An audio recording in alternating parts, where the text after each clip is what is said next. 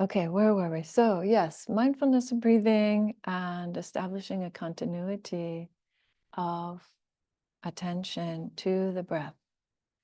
And so, but usually we don't start right there. We start with the body first as a way of anchoring the mind in the present moment and bringing some steadiness. So, you can begin by establishing your meditation posture. I like to often start with a bit of movement, some gentle rocking, maybe moving the head to loosen up any leaning to one side or the other, or any tension that can be released right now. And allowing the body to come into a nice upright posture. And we do this so that the bones line up, the bones of the spine, and they can carry the weight of the body. And perhaps the muscles are willing to release.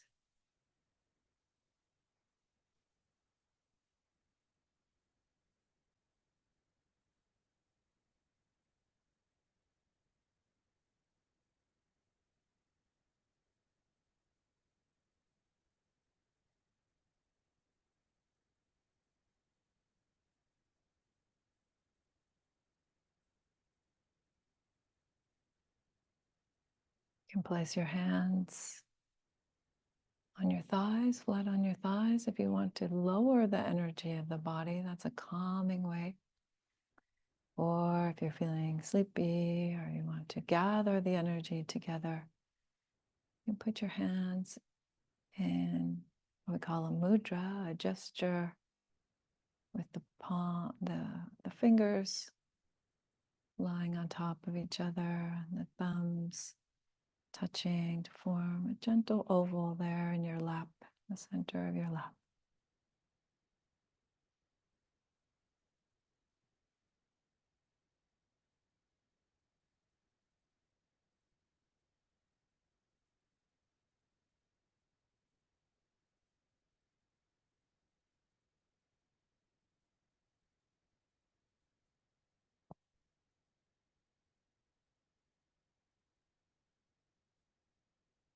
And just sensing the weight of the body on your seat.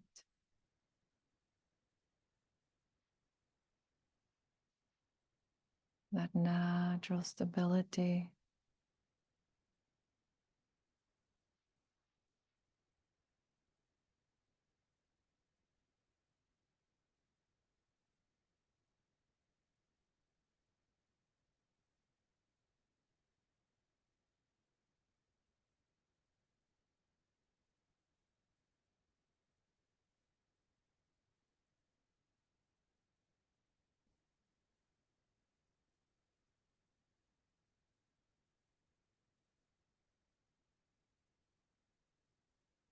And all sorts of thoughts and sensations that might be happening as well.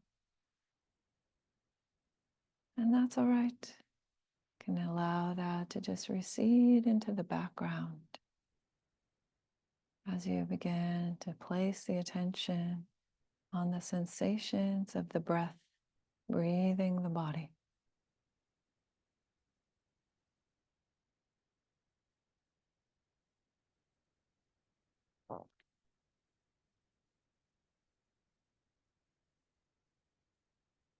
Wherever you feel them is just fine. In the nostrils or in the chest, or even in the lower abdomen. Just resting the mind on the sensations.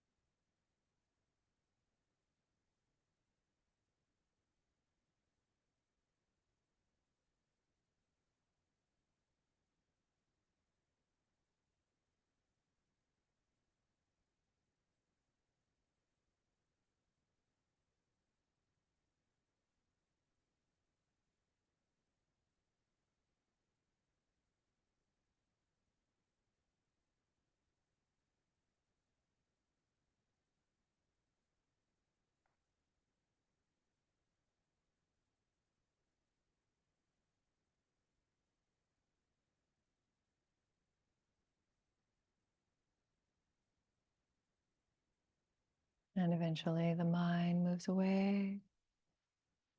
And you just return to those sensations in the body. And notice the breath breathing the body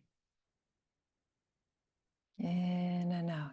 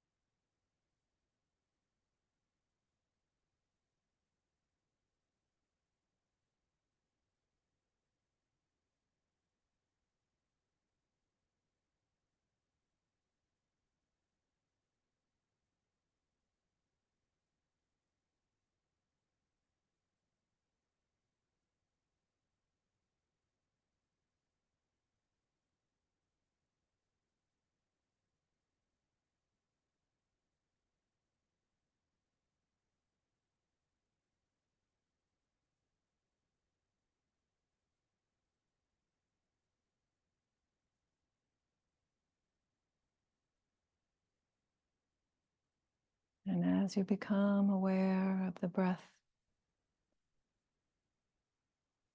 you might also check to see whether you notice any pauses between the parts of the breath.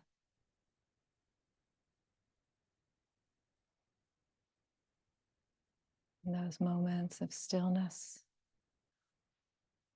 in between the in-breaths and the out-breaths.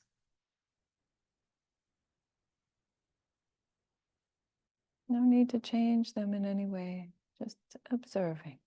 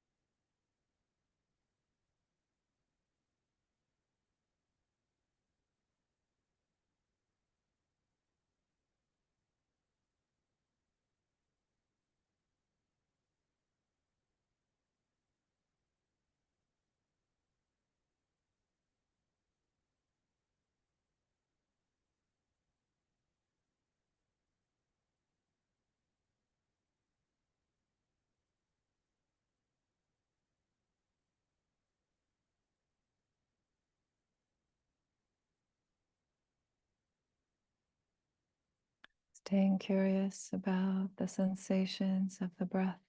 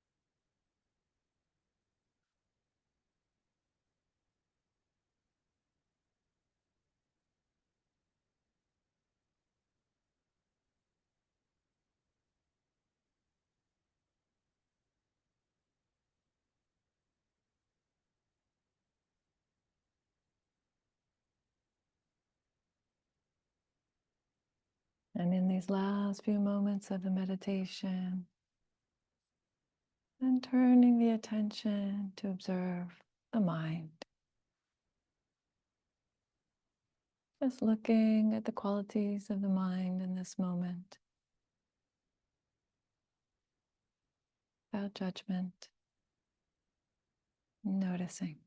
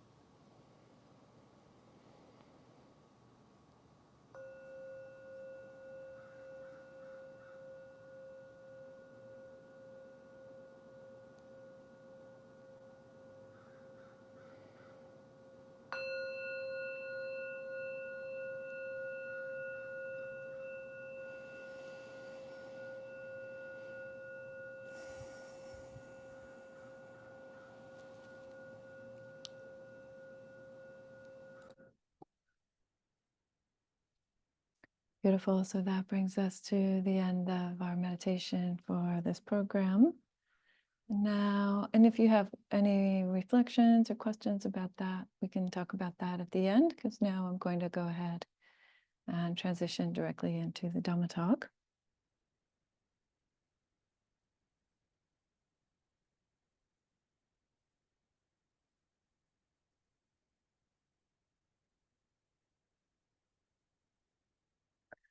And I'll begin, as I always do, with the homage to the Buddha and the triple gem. And you're welcome to chant along if you know it, or just let it wash over you.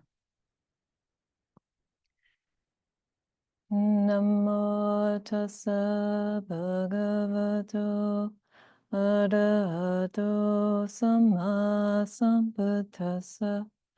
Namo tassa bhagavato arahato samma sambuddhassa. Namo tassa bhagavato arahato samma sambuddhassa. Buddhang dhammang sanghang namasami.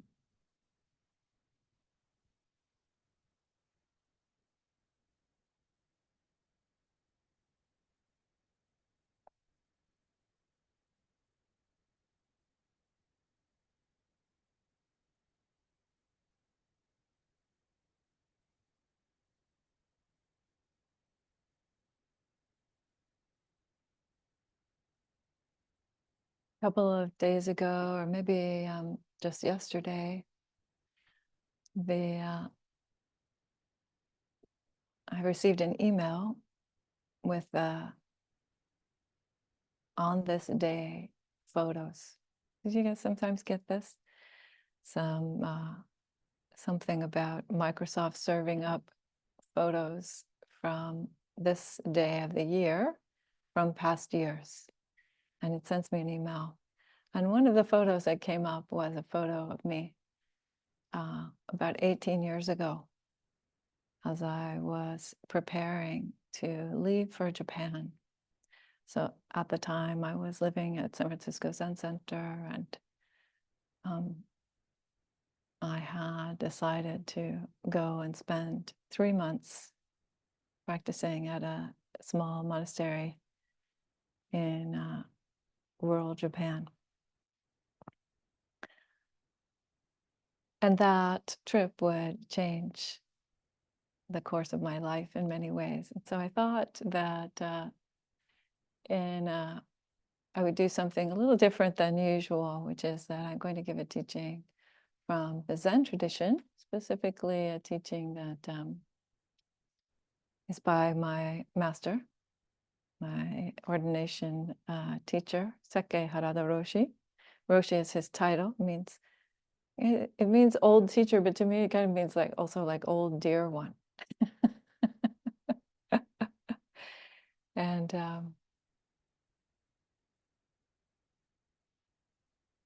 yeah, So I want to talk a little bit about that tradition, in part because, as some of you know, I also spent 5 years dual ordained and practicing in the Theravada, which is a different type of Buddhism, a sort of a more traditional, earlier form of Buddhism.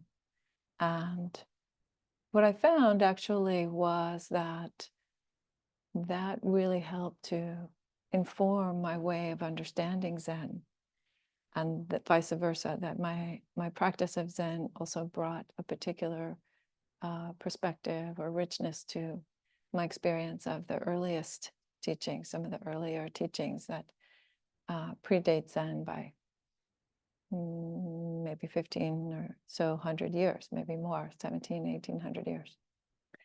So I brought a teaching from Harada Roshi, and I'll say more about him in just a moment. But what I want to say is that what drew me to Japan was that I had gone on a retreat, just a very short 5-day retreat with him in the spring of 2006. And I had an experience of having one-on-one practice discussions with him, 5 one-on-one practice discussions with him. And in that, I saw a particular particular way of talking about the Dhamma that felt to me both very vast and also very personal and intimate. So I brought an example of that teaching today to talk to you about. And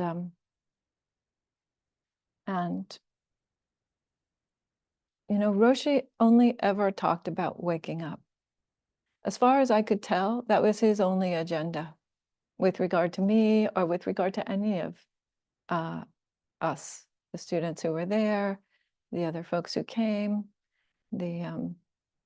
anybody, literally anybody that he talked to or had an interaction with. And this teaching is very much in line with that. So this is a teaching from about a year before I met him in May of 2005 at one of these intensive retreats called sesshin. In Japanese, it's called sesshin. And this is his teaching for the last day of retreat. So it's a teaching that he's giving, knowing that people are going back to their lay lives, right? So it's not just those of us who lived in the monastery who are hearing this and going back to the sort of monastic daily routine, but it's also folks who traveled from all over the world. People would come, especially he had a large following in Europe, German folks, very, very popular. Zen is very, very popular with German folks, apparently, according to my friend Shoto. And so anyway, there were folks from all over the place who had come to practice with him, and they were going back home. And so he gave this teaching. He says, as I said before, there are only few people who have certified dropping off body and mind while sitting. So I should also stop here and thank my dear, dear friend, Shoto. Shoto, the German monk who was the translator from, one of the many translators actually, from English to Japanese and from German to Japanese and back. He's a very, very talented guy. And he was also head of the garden, the vegetable garden. So Shoto had many talents. And this is one of them. So he has shared with me this set of translations that he did of recordings that he had of Roshi's talks. So only a few people have certified dropping off body and mind while sitting. Mostly it has happened while walking somewhere or while working, when hearing some sound or so. In the case of Dogen, so Dogen was the founder of Soto Zen, is a Japanese man born in the year 1200 who went in his early 20s to China to learn about Buddhism because he had become a Tendai monk. He had become a monk in a Vajrayana style, you could say an esoteric style of Japanese Buddhism, when he was a teenager, but he still had a burning question. So he went to China, and this is this bit of the story that Roshi is going to tell right now is about that event, some events that happened when he was in China. So in the case of Dogen, the founder of our lineage, when the monk next to him in the zendo, so the zendo is the meditation hall, was asleep one time. So yes, it happens to everyone. The master, so he's talking about Ru Jing, his teacher, his Chinese teacher, Ru Jing. Ru Jing scolded him, the person who had fallen asleep, who was sitting next to Dogen, right? Ru Jing scolded him and said, "What are you doing? You are supposed to drop off body and mind." Yeah. And actually, the way that the story has come down to us is that he hit him with his slipper. Yeah, he had on these little, they have these kind of like light cloth slippers that people would wear in the meditation hall. It's done in both China and Japan. And as the story goes, Ru Jing took off his slipper and slaps the guy on his shoulder and says, "Hey, what are you doing? You're supposed to drop off body and mind." And Dogen, sitting next to this person and hearing this exchange, Dogen dropped off body and mind. But even so, when he went to Doksan is practice discussion or a sort of one-on-one encounter. When he went to have an encounter afterwards and told his master, Ru Jing, that he had dropped off body and mind, Master Ru Jing, Tendo Nyojo is his Chinese name. He said, no, it's not like that. In fact, body and mind have always been dropped off.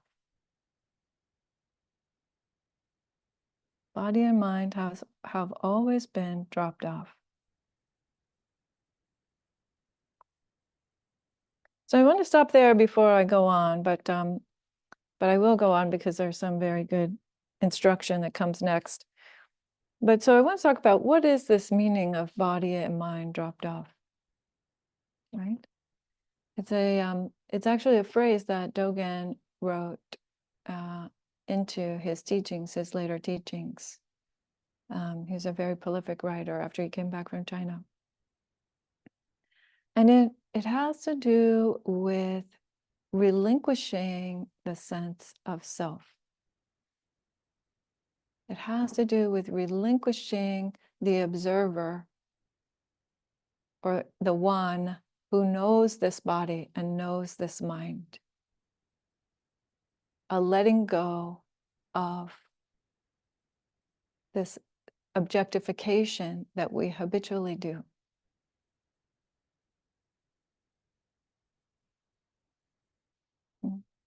And seeing actually that which is beyond the conditioned, which we call nirvana in Sanskrit or nibbana in Pali, for those of you who are more familiar with the Pali terms. Sanskrit is the language most often used for Zen. And nibbana is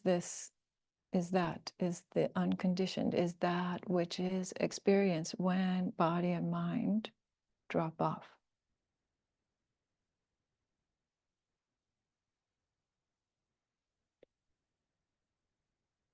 Bhikkhu Bodhi, a very well-known translator and teacher of early Buddhism, says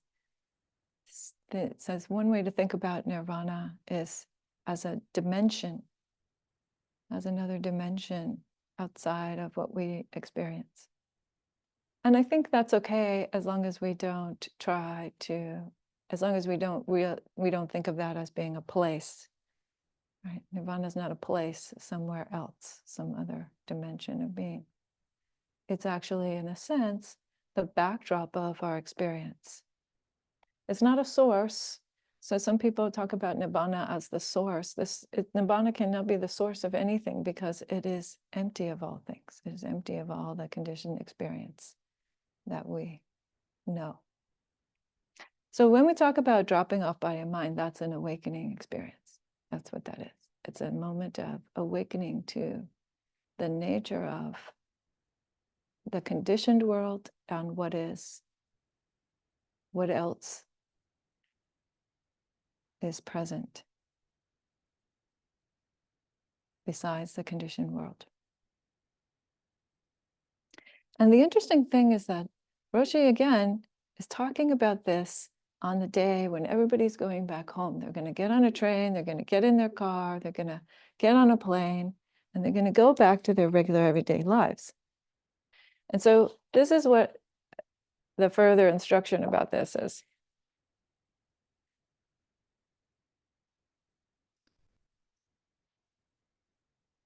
So he says,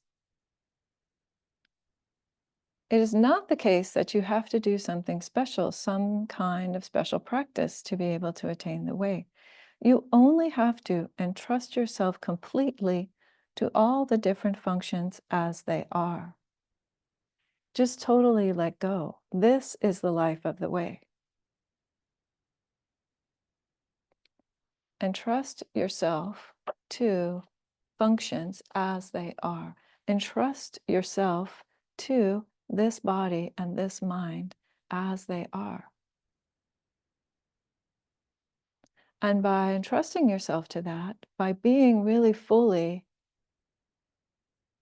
present for this thing, then you will also see what's not there, so to speak. You see its nature, its momentary nature of arising and arising and arising and arising. So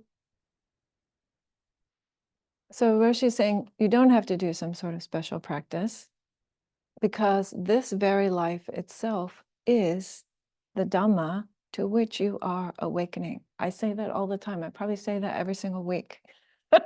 So I hope that you're hearing it.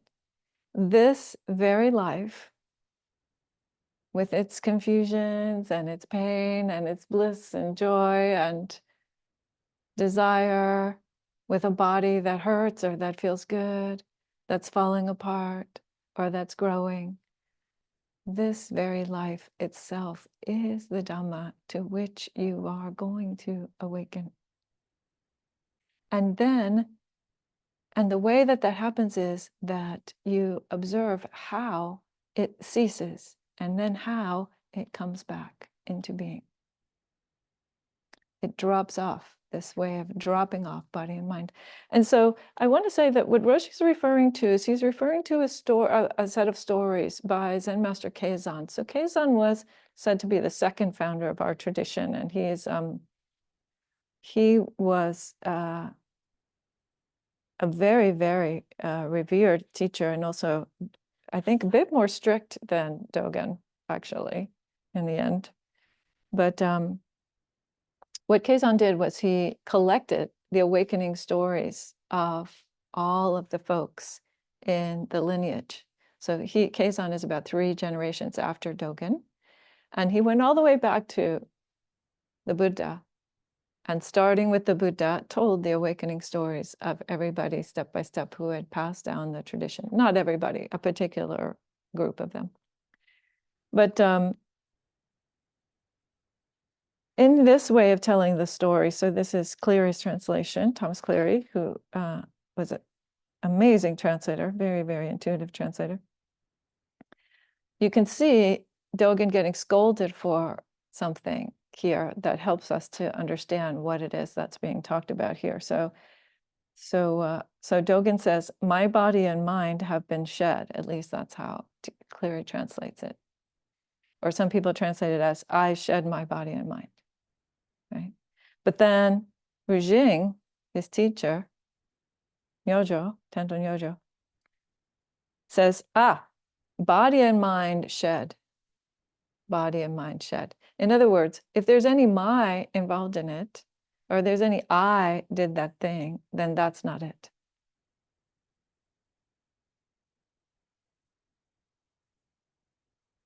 Do you see? So it becomes very clear what it is that we're talking about, this aspect. But it cannot be done just by willing it to be so, although our intention is important, right? And as Harada Roshi used to say, just saying that this is how things are is the equivalent of trying to eat a painting of a rice cake, right? Or we would say, the way that Cookie Monster eats cookies, right? He's not really eating cookies. His belly doesn't get full when he eats cookies, right? You notice how the crumbs go everywhere. Yeah? You should check that out one of these days. If you're not sure, watch Sesame Street, or Sesame Street actually has an excellent Instagram account for those of you who are not aware. You should have a look at the way that Cookie Monster eats cookies. So just saying it is like that, is like the way that Cookie Monster eats cookies. Right? You have to actually sit down and observe the nature of this thing over and over again until the observer goes away. Until the nature of the sense of somebody watching or somebody doing, or even this body, it all goes away. And a beautiful, beautiful experience of peace, absolute peace, because there's no more arising or ceasing or straining to look or anything. There's only peace. A peace beyond sitting still.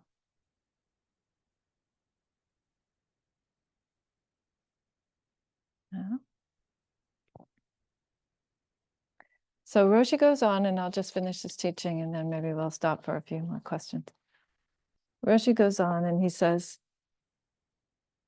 so as I said, he says, you only have to entrust yourself completely to all the different functions as they are, the functions of this body and mind, which are what? That's karma, that's impermanence, that's interconnectedness, that is conditionality, that is arising and cessation. All of this, that's what that is. Those functions that he's talking about, entrusting yourself to. Huh? And then there's this, just totally let go. Okay. Again, easier said than done, right? We don't just say to ourselves, just let go. In fact, it reminds me totally of a teaching that Ayya Nyanika used to give, one of my nun friends used to give. She said, and she said this in public, so I can share it with you because she was sharing it with others also. She said, yeah, so I found myself there, and I was in yoga class, and I was lying down, and the yoga teacher says, okay, now just let go of your back and let your back relax into the floor. And so I'm trying to let go of my back, but my back isn't relaxed. My back is not touching the floor for sure. And then I catch myself saying, let go, damn it.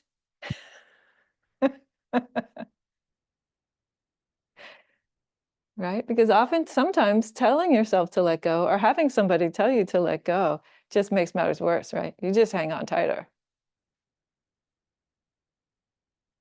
Yeah.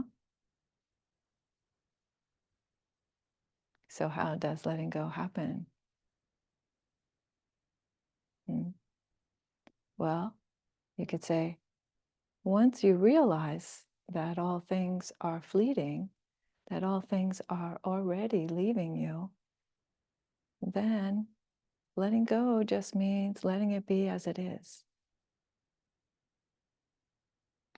Knowing that it is as it is because that is what the conditions are. And this is another very important point. So I've also heard people say things like, and that means everything is okay. But that's not true. Everything is not okay. Yeah? Everything is complete in this moment. Everything is as it must be because these are the conditions that are present for it to be present. Right? Everything is as it must be, as it, you could say, should be, because this is the way that the things have come together. But that does not mean that it's all okay, because there is okay and not okay and everything in between within that. If we want to say that the whole world is okay, that's a very one-sided view, actually.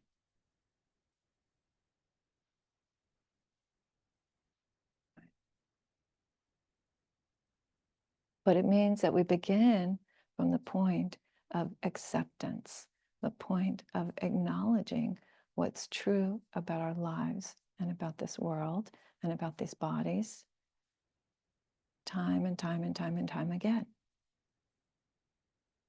Because otherwise, how are you going to know the truths? How are you going to know how they work?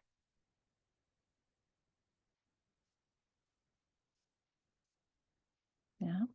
So Roshi goes on to say, just let go.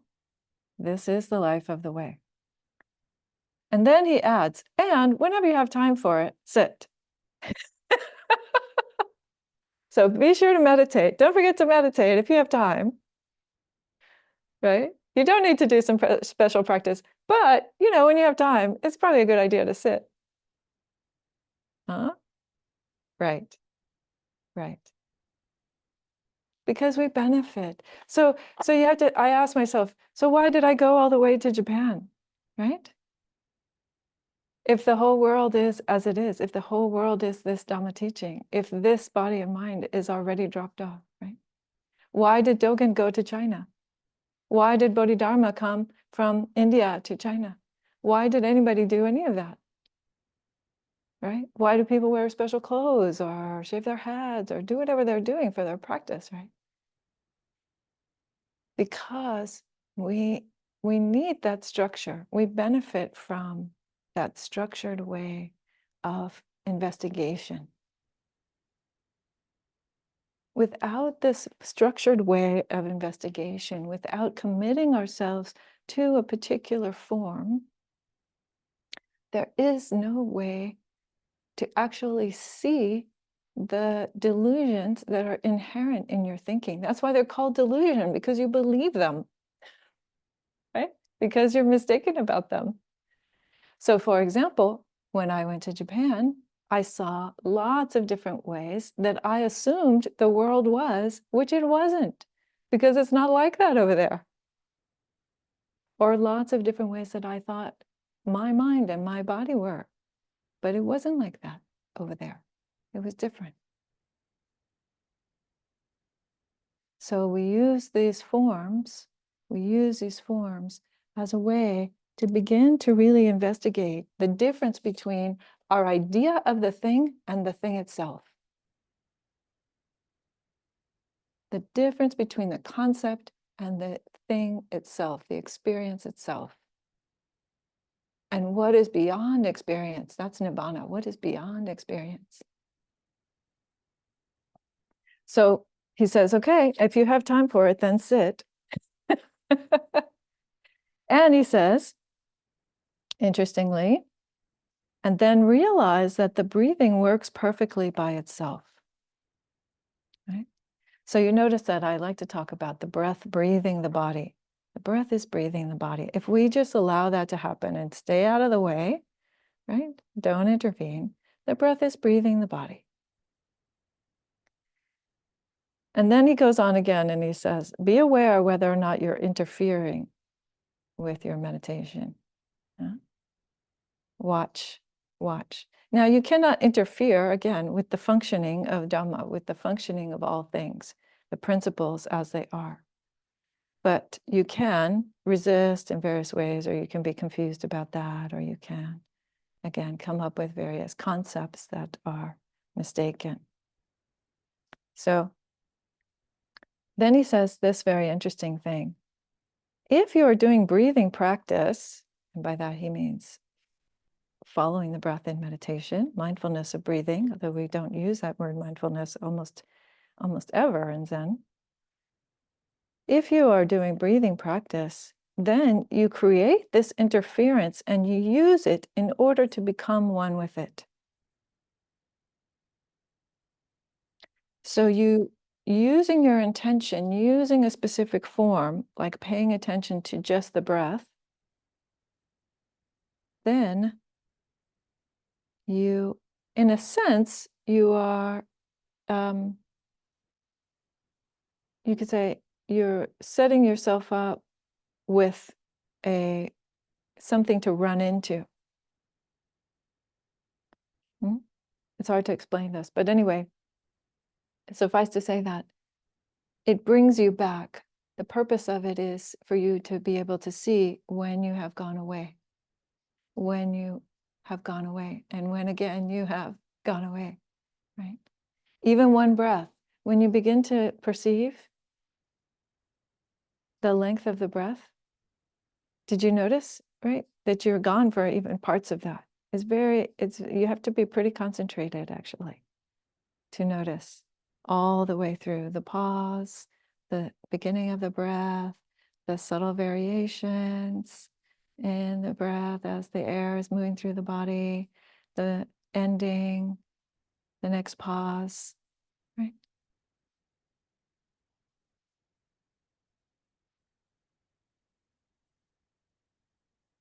And I would say with all this, we do our best. We keep going day after day. So the other thing that I want to say about Roshi before I go, and hopefully this is a support to you as well, is that Roshi had a great sense of humor. So part of what I liked practicing about him was that he had a good sense of humor. So I'll briefly tell you one other story about him. And this is part of the reason why I went to Japan, and I stayed in Japan for the better part of 2 years. So Roshi had gotten these very nice special sweets, these kinds of mochi, these little rice sweets that were his favorite actually. And somebody had given him like a little set of 12. It's kind of like the what's the box of chocolates, like the sampler, right? Like the women's sampler box of chocolates got different kinds of little rice sweets in it. And I happened to be standing there when his assistant was giving it to him. And he said, "Oh, would you like to have one?" Because he knows that I like sweets. And I said, "Oh, sure, yeah." And I put up my hand and he's like, "No, just go ahead and pick one." So I reach in there and I pick a mochi. Mind you, I have no idea what the colors mean or anything. This is Japan. It's like a totally different environment. So anyway, I take the mochi and I go walk back towards my room. And I was so excited about having this sweet that I actually ate the sweet on my way back to my room. Just as I finished swallowing the sweet, his assistant comes over and says, hey, give it back. He wanted that flavor. Now, this is just Roshi messing with me, because I will tell you that in Japanese culture, to ask for a gift back is unthinkable. That does not happen. That never happens. No matter how much you wanted it back, you would never do such a thing. That would be the height of rudeness. But this is just Roshi messing with me, because he knows, even without seeing me do it, that little touch of greed was there, right? And so I ate the thing before I even sat down, before I even got back to my room. And there is his assistant saying he wants it back. And I'm like, yeah, right. Too late. Sorry, too late. And he started laughing. He laughed so hard.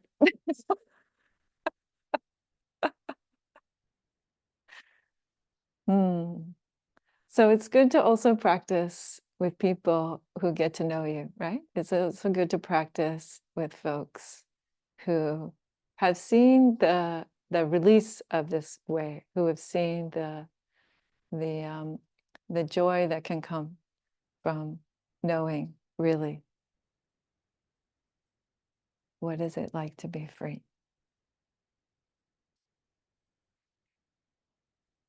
Free right in the midst of your everyday life. So thank you. That is what I wanted to share today. And I appreciate your attention. And so we have a short time, maybe 10 minutes or so, for a little bit less than 10 minutes for questions or reflections, anything about the meditation or the talk or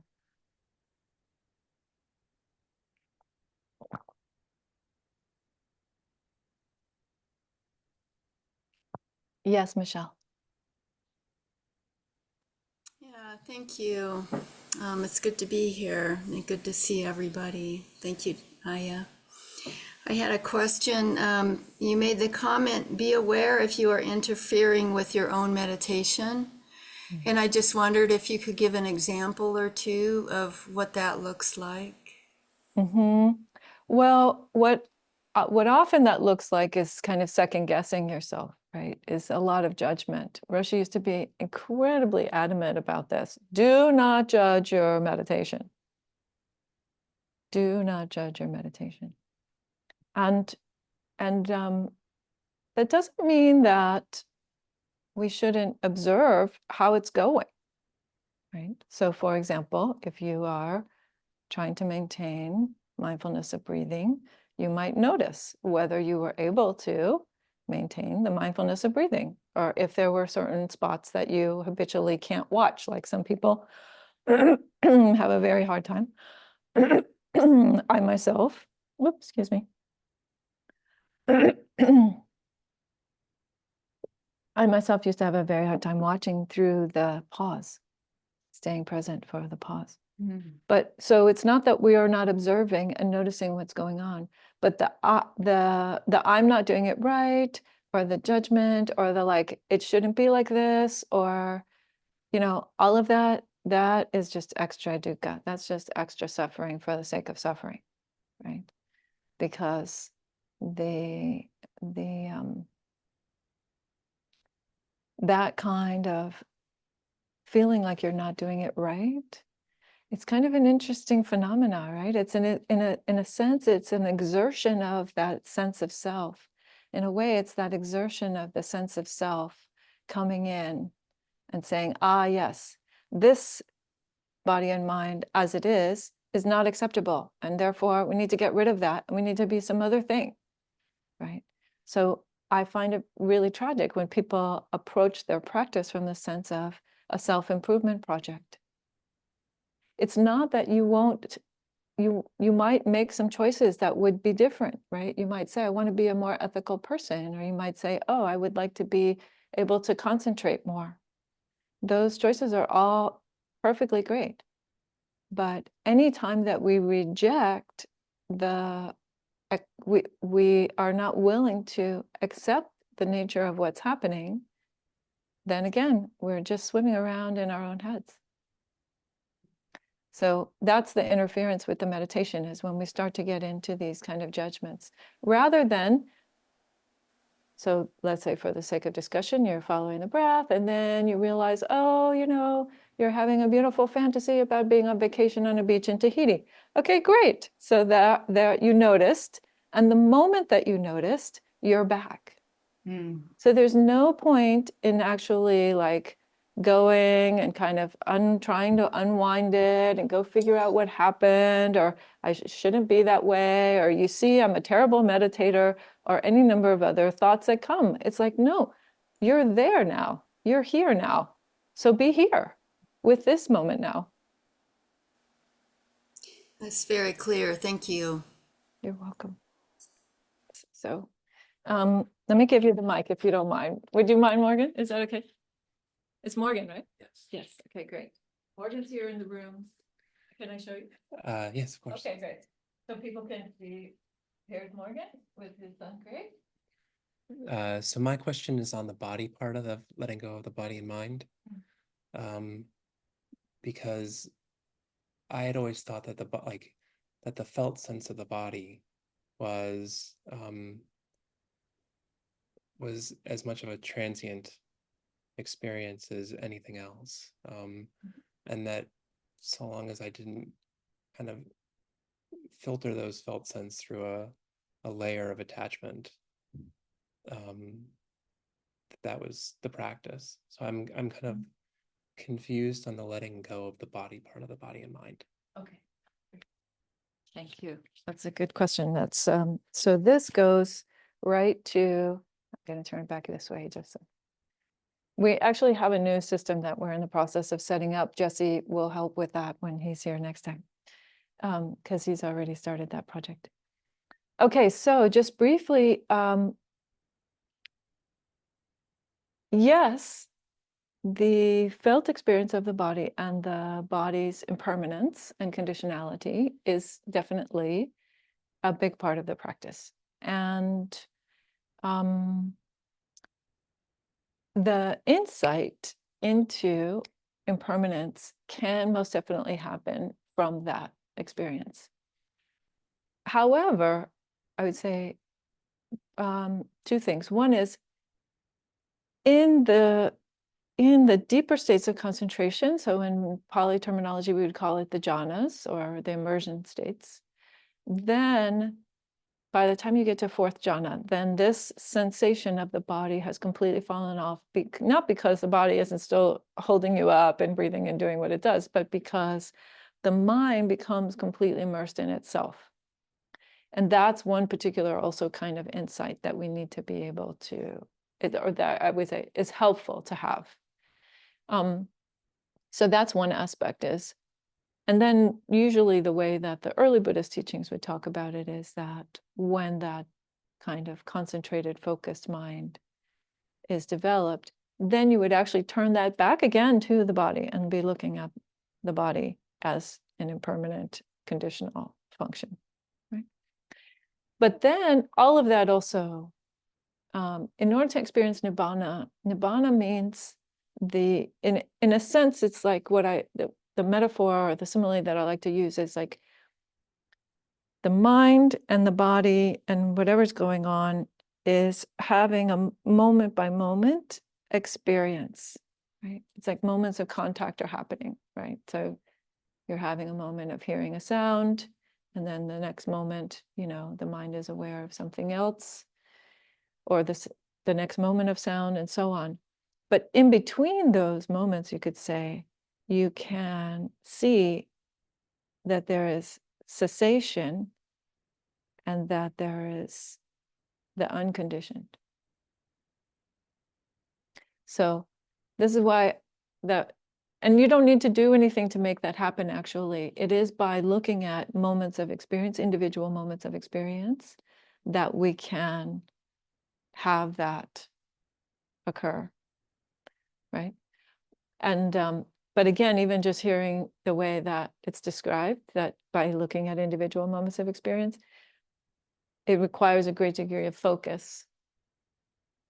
And the focus is that mind relating to mind. Yeah. Okay. So I think that's all we have time for today. And so Dana, I think you have an announcement you want to share. Yes, thank you. Great. Yeah. The practice of giving and receiving has been a part of Buddhism since its inception. Giving to Dassanaya Buddhist Community supports our guiding teacher, Dhammadipa, the physical location at the vihara, and allows us to continue to offer Buddhist teachings in support of the awakening of all beings. Visit our donate and giving pages to offer financial, material, or volunteer supports. All of these are on the website. In addition, about once a month, we email meditation class and retreat schedules. And you can also sign up for that about halfway down the homepage on the website. Thank you so much for being here. Great. Thank you, Dana. And yes, thanks to everyone for your presence, your practice, your material and physical supports. It's wonderful that we make it all possible for each other, really. That's how this works. So yes, may our practice benefit all beings, known and unknown, seen and unseen in all the realms, that all beings might realize complete freedom from mental and physical suffering, that we all might find wisdom and compassion in our hearts. By the power of the Buddha, the Dhamma, the Sangha, and each one's efforts, may all beings be free.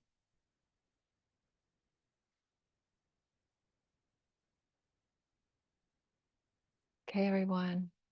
So wonderful to practice with you this morning.